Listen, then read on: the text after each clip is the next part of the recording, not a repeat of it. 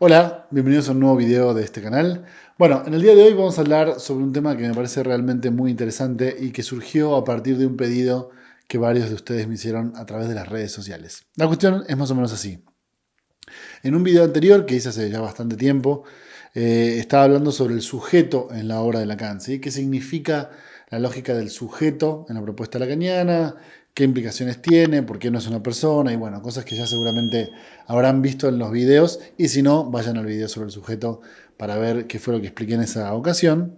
Y bueno, en un comentario que me dejaron al respecto de lo que había dicho en aquel video, alguno de ustedes me pidió que explique un poco más la definición de significante, ¿sí? Porque obviamente yo en el video decía algo así como ustedes ya saben, el sujeto es el efecto de representación entre significantes, bla, bla, bla, y seguí, ¿no? Entonces parece que el video estuvo bastante bien, pero surgieron dudas sobre qué significa concretamente un significante, o qué significa que un significante sea lo que representa un sujeto para otro significante. Es decir, qué implica la definición de significante en la propuesta de Lacan. Así que, en ese sentido, voy a decir un par de palabras hoy. Tengo algunas anotaciones acá que me parece importante mencionarles. Y voy a hablar un poquito en este video sobre eso, ¿sí? Voy a hablar un poco sobre la definición del significante. Entonces, el primer punto por el cual me gustaría arrancar, para que la cosa vaya quedando relativamente claro, al menos como yo lo entiendo en la propuesta de Lacan, es que tendríamos que distinguir entre un significante y un signo, ¿sí? Lacan es muy claro cuando distingue las dos definiciones, ¿no? Un signo, dice él, la definición que Lacan va a dar de signo es: un signo es algo que significa algo para alguien, ¿no? Un signo significa algo para alguien. Entonces, por ejemplo, cuando yo veo un signo que dice no estacionar, para mí eso significa que no debo estacionarme en ese lugar, ¿sí?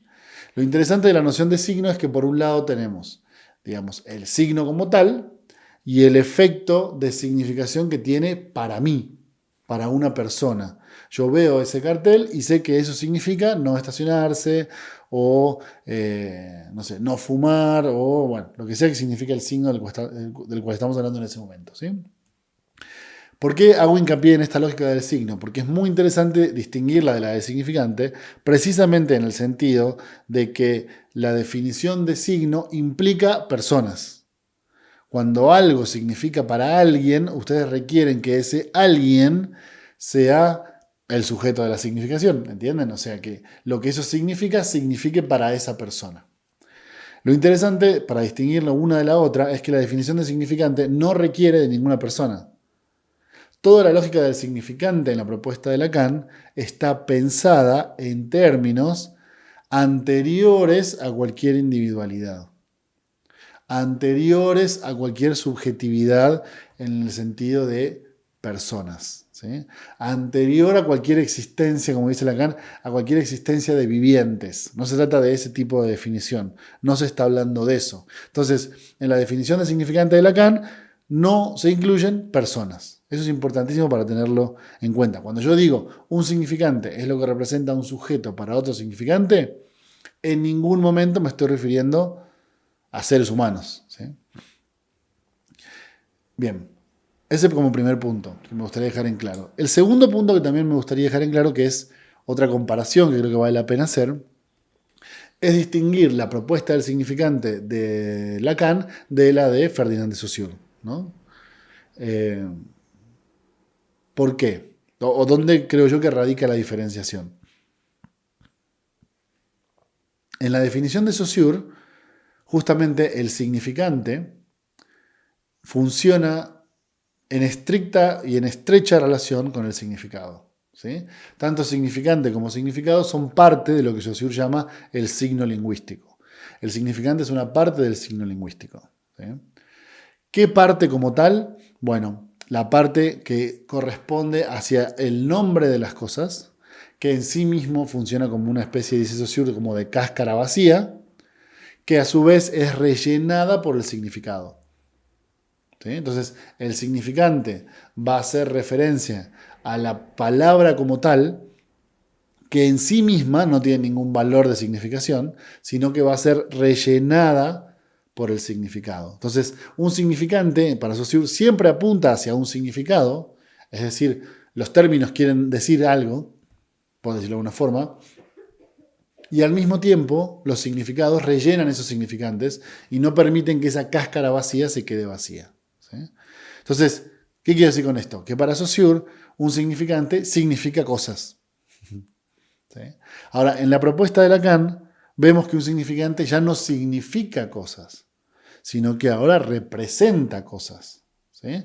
Porque si yo digo un significante es lo que representa a un sujeto para otro significante, lo que estoy diciendo es que el significante, como clásicamente lo podríamos pensar en Saussure como un productor de significaciones, ya no opera igual en la propuesta de Lacan. Es decir, un significante ya no significa cosas, sino que representa a otros elementos. Y esa diferenciación también me parece clave para poder ahondar un poco más. Entonces, bueno, dicho esto, vamos a explicar ahora sí por qué un significante, qué significa que un significante es lo que representa a un sujeto para otro significante. El problema que Lacan denuncia sobre el funcionamiento del lenguaje, y es el problema que él propone en la forma de pensar la utilización del lenguaje, por lo menos en el marco de la clínica psicoanalítica, vamos a dejarlo hasta ahí por ahora, es que ningún término de la cadena significante, o sea, ningún término significante, en tanto tal, en tanto que sí mismo, significa nada. ¿No? Ahí hay un quiebre con la propuesta de Saussure, porque en Saussure ustedes tienen un significante que apunta hacia un significado y un significado que lo rellena. ¿No? Acá lo que tenemos es un significante que en sí mismo no significa nada. Un significante que ha perdido la relación anterior que tenía en la propuesta saussuriana con su significado. Entonces, los términos significantes no significan ya nada.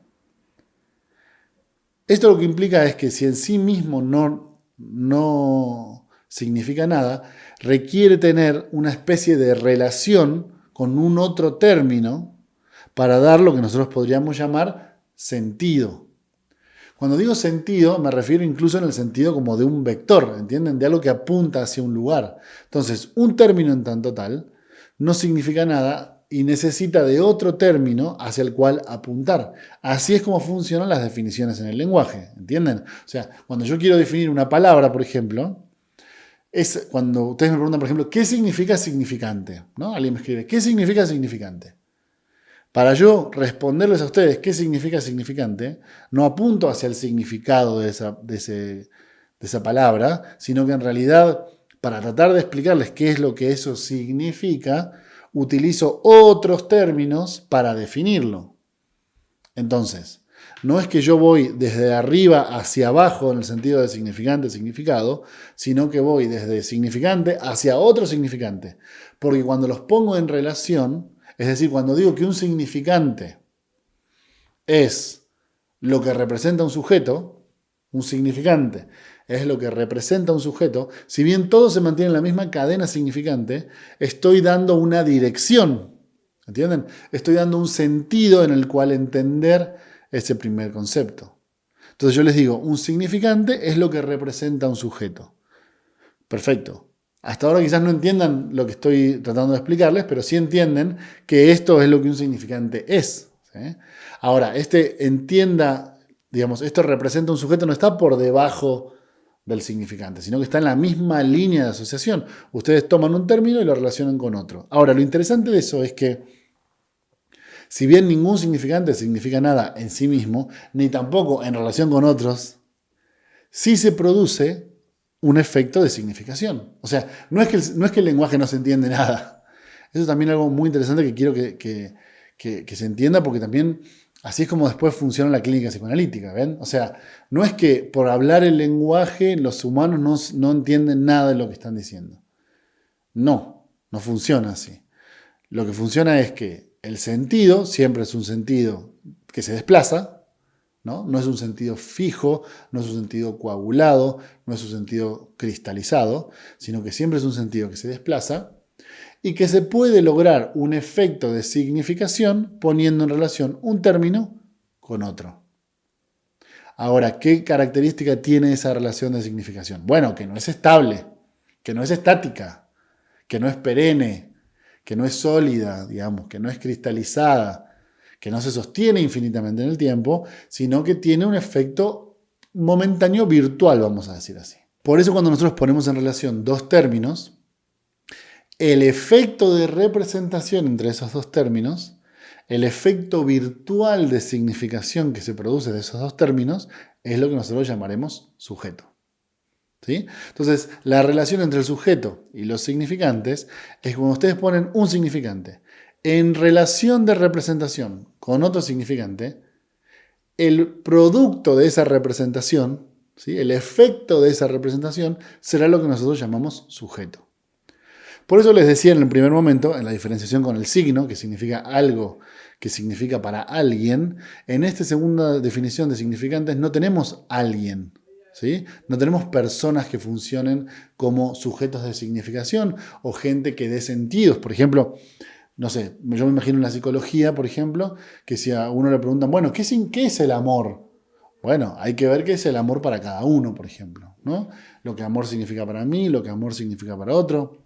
Eso está muy bien. Ahí el amor es tomado como un signo, ¿entienden? O sea, necesito yo dar cuenta, por ejemplo, de explicarle al psicólogo o a la psicóloga qué es lo que yo entiendo por amor. Pero no es para nada así como funciona el psicoanálisis lacaniano, ¿entienden? Porque el efecto de representación se da solo a nivel del lenguaje. No hace falta que venga un humano para interpretarlo. No hace falta que venga un humano para darle sentido. En el momento en el que un término se pone en relación con el otro, se genera un efecto de sentido. Ese efecto de sentido es espontáneo y es automático. Y eso implica cómo funciona el lenguaje, ¿sí?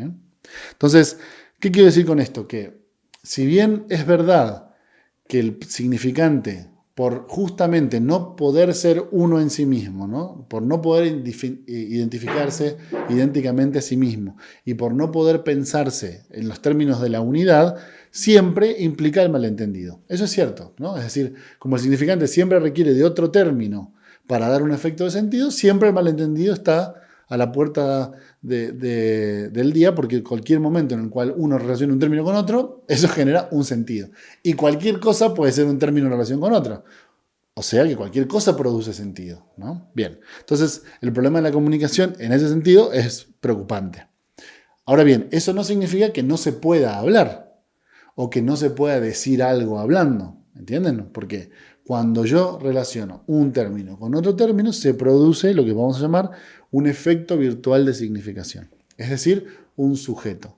Entonces, aun cuando no se pueda nunca entender cabalmente lo que un término significa, porque un término no significa nada, siempre podemos desplazar el problema, ¿sí? Desplazar el problema lingüístico hablando más. Entonces, ¿eso qué genera en la clínica psicoanalítica? Dos efectos. Por un lado, que nunca se puede decir todo lo que se quiere decir, y por otro lado, que siempre se dice de más de lo que se quiere decir, ¿sí? Es decir, ustedes nunca le dan justamente al blanco, siempre dicen de más y siempre dicen de menos. Ahora, lo interesante es que en esos efectos de plus de sentido se leen distintas cosas. Es decir, la interpretación psicoanalítica, pensada en los términos de Lacan, no tiene que ver con descubrir, por ejemplo, un sentido inconsciente reprimido en el paciente, como sí podría ser abiertamente en Freud, por ejemplo, ¿no? O no tiene que ver con descubrir una fantasía inconsciente detrás de una actitud, como podría funcionar en el modelo kleiniano, ¿sí? Acá, interpretar significa básicamente poder entender la multiplicidad de sentidos producidas por el significante. Entonces, lo que hace el analista es, de lo que se dice, decir algo más. Porque siempre se puede leer algo más, ¿sí? Esperemos que ese algo más tenga un efecto terapéutico, ¿no? Yo tampoco creo que ese algo más sea decir cualquier cosa, como estos analistas que de pronto aúllan a los pacientes o repiten las palabras, o bueno, hacen jueguitos de palabras. Yo no me estoy refiriendo a eso. Me estoy refiriendo a que poder leer en el discurso algo, un plus de sentido que produzca algo en el efecto de lo terapéutico, ¿no? Bueno, eso nunca está de más aclararlo porque, bueno, hay muchas propuestas en psicoanálisis, ¿no? ¿Qué quiero decir con esto? Y redondeo. Entonces, que un significante represente a un sujeto por otro significante implica que cada uno de los términos del discurso no tiene ningún significado en sí mismo. Entonces requiere de otro término para implicar su sentido. Entonces, cuando, por ejemplo, yo dijera, no sé, estoy triste, ¿sí? Ese término triste en sí mismo no significa nada. Entonces alguien podría preguntarme, bueno, ¿en qué sentido? No, bueno, estoy desanimado. Bien. Entonces, ese es un vector de significación de triste, ¿sí? Pero también triste podría significar, estoy muy triste. ¿En qué sentido? No sé, me siento solo. Lo interesante es cómo el lenguaje empieza a funcionar como red, ¿sí? Es decir, las formas de interconexión son tantas, tan vastas y tan múltiples que se desplazan metafórica y metonímicamente que generan una red donde decir es prácticamente, como decía el gran Borges, donde decir es decir todo y al mismo tiempo es no decir nada específicamente. ¿Entienden? Entonces, yo creo que la beta lacaniana, así lo entiendo yo, la propuesta lacaniana en este sentido es entender ese funcionamiento del discurso y ver si hay algo en ese desplazamiento discursivo que puede generar alivio, ¿sí? Que puede generar una disminución del malestar neurótico, que puede generar algo en el orden de la cura, ¿no? Así que bueno, espero haber sido claro, espero que se haya entendido a qué nos referimos cuando decimos que un significante es lo que representa un sujeto por otro significante. Si no se entendió o si surge alguna otra duda, les pido que me la dejen acá abajo en los comentarios y nosotros nos veremos seguramente en un nuevo video de este canal. Que estén muy bien.